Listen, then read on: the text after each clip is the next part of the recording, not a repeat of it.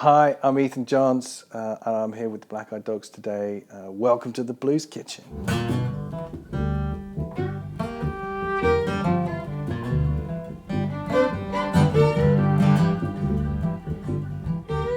Ethan Johns is a multi-instrumentalist, songwriter and producer. His new record, Anamnesis, out August 10th, is an epic folk rock masterpiece. A collaborative effort with the Black Eyed Dogs, the LP is evidence that Ethan is far more than being one of the most respected record producers on the planet. We discuss the making of the record, playing with the Byrds, and Ethan performs a wonderful version of Blonde Girl, Blue Dress by Benmont Tench. And while you're watching, subscribe to the channel for regular episodes of The Blues Kitchen Presents. Ethan, welcome to The Blues Kitchen. How you doing? I'm very well, thanks. So I thoroughly enjoyed your record yesterday. Thanks. I was on a train from Norfolk back to London, and it soundtracked almost perfectly my journey. Oh, good. Because you've got some epic kind of 10, 12-minute tunes on there. It's there, headphones on, out the window, properly losing myself into the record. Oh, fantastic. But the first listen, and the first tune in particular, could be mistaken for you hanging out with Brian Eno. Or something like that for a moment, or Pink Floyd track or something. Sure. But then as you kind of weave through a little bit further, those sounds kind of stick around and kind of sprinkled over the record. But it is quite a familiar sound of roots and folk that is the predominant kind of foundation, if you like. But I'm really interested to know, when you were making it, did you have that sound in your head? It's like, I'm going to put this down. Or did it develop when you were in your studio making it? It's a good question, and it was a bit of both. There was a vague idea of, I know what pleases me, and in terms of instrumentation and feel, I didn't really have I didn't have a lot of specific ideas at all. The band really brought a lot to the table in terms of how we played. We all lived together when we were making the record, and so we'd wake up and have breakfast and sort of amble down to the studio and pick up our instruments, and we would start playing something. And it was an incredibly natural process. I would pick, I'd try a acoustic 12-string. Oh, no, that's not working with this. And, very quickly you realise that preconceptions, the more you hang on to them, the more you're going to fight whatever's happening in the room.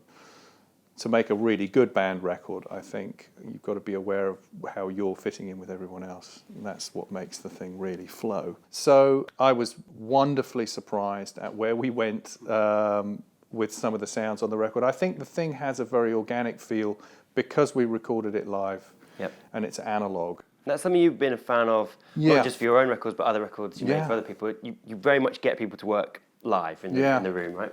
I do. I personally, I really like records that are made like that because it becomes about capturing a moment.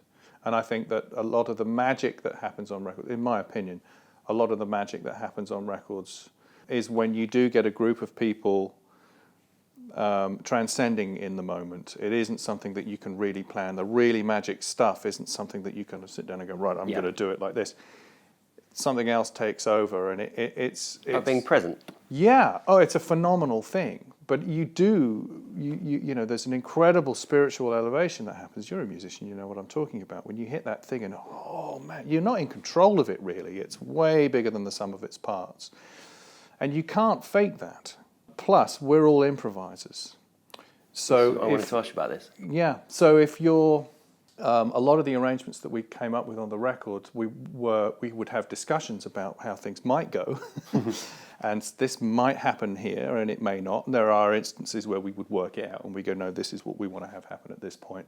But there were also huge portions of the record where we're talking to each other with our instruments. We're not talking, verbally. It wasn't a predestined thing. Somebody will play something and will lead us down a certain path, and we'll all go down that path. And again, you end up with really magic stuff. Well, at least I think it's really exciting to listen to. And those are the real gifts to me when you're making music with people. The album isn't really an Ethan Johns record, it's Ethan Johns and the Black Eyed Dogs. Absolutely, it's very much a band record. Absolutely, yeah. So who is on the record? I know we were talking about Steph from the Ida May band. Yeah.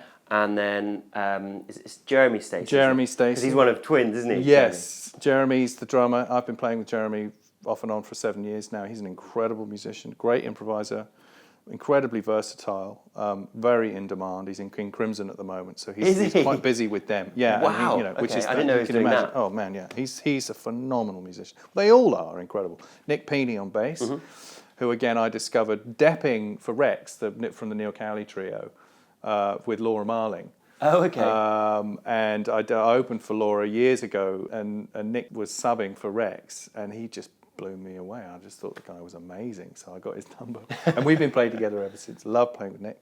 And Georgina, the fiddle player, been playing with for a couple of years now. She, I found her through, I called Sarah Watkins from the Nickel Creek guys and said, got any tips for great fiddle players? I figured she'd have probably picked up, a radar here or there. And she was out with John Paul Jones at the time. Oh, really? And he had been playing with Georgina in the C6 Steve band.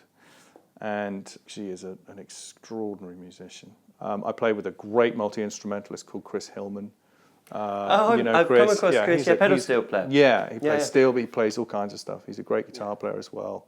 So, obviously, because I love he's called Chris Hillman. It's just I know. When I first saw his name on the call sheet for the AMAs, I was like, Hillman's going to be here. Wow. I mean, I used to know him when I lived in LA. But let's just say the older Chris Hillman. The Bird. Yeah, I actually played with the Byrds. That was the last time they were all together on stage. I happened to be the drummer, and only because I was there. No other reason other than the fact that I was just... Was that like a Hall of Fame thing or something? No, it was a show to raise money for a mutual friend who had who'd gotten ill and had no health insurance over there. Yeah, it was not billed. It just so happened that Crosby was there with Nash. No way. And Hillman was there with Herb. And through fluke or not, one doesn't really know, McGuinn was in Santa Monica, which is where we were playing at Santa Monica Civic. This sort of whisper goes through the building, like, McGuinn's here. And it's like, you know what that means, right? It's like the Byrds are in the building. It's like, whoa, that's amazing. Well, just knowing that was a buzz. Yeah. So I'm sitting on stage and, organising my stick bag or whatever. And all of a sudden, this guy with a 12-string walks on stage, and then Hillman appears, Crosby appears, and then bang! All of a sudden, we're off. And Hillman turns, or Crosby, I think it was Hillman. He just turns around to me and he just goes, "Play!" It's just like, what did you do? We played Turn and Tambourine Man. Unbelievable. Yeah, it was. I'm getting chills just thinking about it. Yeah, me it was too. Just Incredible. Unbelievable, man. We could digress there, didn't we? So yes, back to your I know, album. we could go on ages about that. The title, which Yes. I must admit, I had to get on the old dictionary pronouncer to make sure I was saying it right. But Anamnesis. Anamnesis. Yes, well done. Which is very much about recollection and remembering. Yes. How does that title fit into the contents of the lyrics and the songs? And was it something that came afterwards to describe your experience of making it all? It's a good question. I had the title about a year ago. I've been writing the record for about 3 years. I read a lot, and I was reading, this is great, actually, it's kind of perfect, because it'll say a lot about what this record really is, probably more than I could with my words in conversation. R. Crumb had interviewed Philip K. Dick. Mm-hmm. After Philip K. Dick had his epiphany, his episode, a book was published after he died called The Exegesis, which was his notes on him trying to understand what that was. A 3-month period where his sense of perception really shifted. Okay, so you know all about it. But so it was fantastic. So so R. Crumb has illustrated this interview with oh really? It's just amazing. I love so I'm like, stuff. oh, and in that interview, Philip talks about anamnesis was a word that he'd used to try and understand and explain the experience that he'd had. And the word just leapt off the page to me. And I immediately looked it up because I had no idea what he really was talking about. Yeah, I think a lot of people will. Well, that's kind of the hope, that people will look at the word and go, what does that mean? And look it up. Yeah. And hopefully set them on their own path. The literal translation of it, the literal Greek translation of it is the loss of forgetfulness. You have to think about that a little bit, the loss of forgetfulness, but actually if you can glimpse what that means, it's a fabulous thing, and it's very pertinent, I think, to to a way to try and be present in the life that we have. One last thing. Yes. You're going to play a cover in just a moment. Benmont Tench tune. Yes. So I'm really intrigued. Remind us what the title of this song is, the Benmont tune. It's Blonde Girl Blue Dress. Blonde Girl Blue Dress. Yes. So it's going to be the first time I've heard the tune. Yeah. I don't know Benmont's solo stuff. I know him as a musician and playing on Ryan's records, obviously, the Heartbreakers and everything. Right. How did you come to know this tune, have a relationship with this tune enough to include it in your live set? I was the guitar player on session when Benmont decided he was going to make a solo record. He called me up and asked me to play guitar on the album, and which I of course did without thinking twice about it. And there was something about the tune that it just stuck with me from the minute we started playing it. It just went in there and it stayed there, and I just found I wanted to sing it. It's one of those things. You hear the song and you pick up a guitar and you just want to start playing it and sing it, and so I did, and we've been playing it ever since. It's been I think we've played it. So it's quite a recent song. Yeah, it's maybe 4 or 5 years old. It's on a record of his called "You Should Be So Lucky," which is a fantastic record. I mean, when we play it live, I joke about the fact that, how awful, as great a songwriter as Benmont Tench is, to be stuck in a band with Tom Petty, because he really is a phenomenal writer, and this record, if you should be so lucky, really showcases the fact that Guy is a remarkable songwriter in his own right. Is that a good place to get into Benmont stuff for anyone watching this, or even myself? It's the only one. Really? It's the only record he ever made. Hopefully there'll be another one at some point. My the time I've spent getting into him as a player is through a lot of those old documentaries about things like Down the Torpedoes, the Tom Petty documentaries. Yeah. And what he does to service those songs on those records as a keys player is just unbelievable. And it's almost more about texture than his part. And obviously you get the whole 12-string sound and Nashville-tuned guitars and all that kind of stuff. But when you hear his parts come in, the song's kind of almost really half what it could be without his parts. But it's not like he's playing an extravagant part a lot of the time. It's what's the word? I mean, he's a craftsman. But I actually, and I don't say this that often, I think he's a genius. I think he's really? Probably one of the finest rock and roll keyboard players that's ever lived, because he plays what he wants to play, but it's his fundamental understanding of arrangement, of what his role is between Tom and Mike is crucial. And he also, it doesn't need to show off, which for any musician actually is probably a bit of a goal. Actually, I think. So he'll be quite he'll listen. Okay, here it is, man. He listens. He's got an incredible melodic intuition. So you find that a lot of the real sweet lines that you may be remembering after a record's finished, the echoes of some of those beautiful melodies, might actually have come from Ben's piano playing.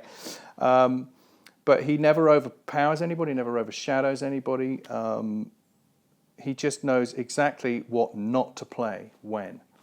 Fantastic. I love working with Ben. I've been lucky enough to have been playing with Ben off and on for probably nearly 30 years now, actually, which is, I don't even want to admit it, but that's the truth of it. And from the minute we met, we became really good pals. Brilliant. Well, I think there's probably not enough memory on these cameras for as much as we could chat today. For someone who talks as much as you. But it's probably time, if you wouldn't mind, to introduce your performance of the Benmont tune. Love to. We're going to play Blonde Girl Blue Dress by Benmont Tench.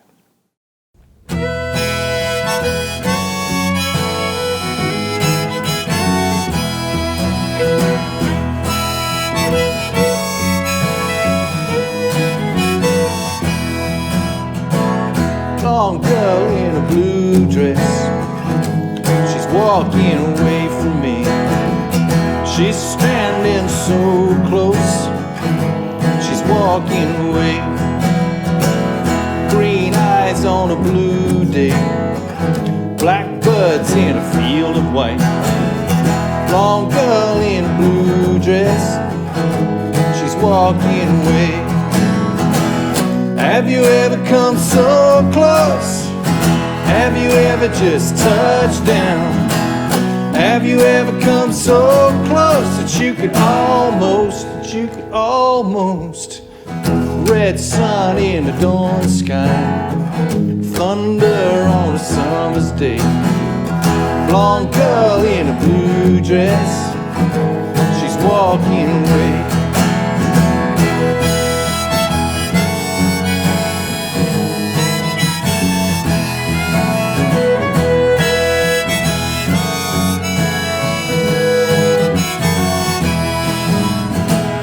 Have you ever come so close? Have you ever let it all down? Have you ever come so close that you could almost? Have you ever been so near? Have you ever been right there? Have you ever come so close that you could almost? Blonde girl in a blue dress, she's walking away from me. She's standing so still, she's walking away. Green eyes on a blue day, blackbirds in a field of white. Blonde girl in a blue dress, she's walking away.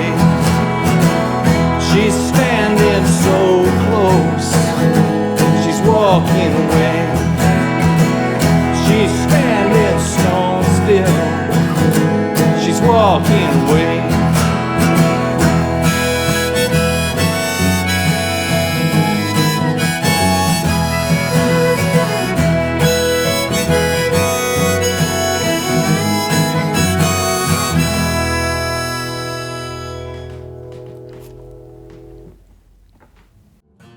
Subscribe to The Blues Kitchen for live performances and interviews with the hottest blues, soul, country and roots musicians in the world today.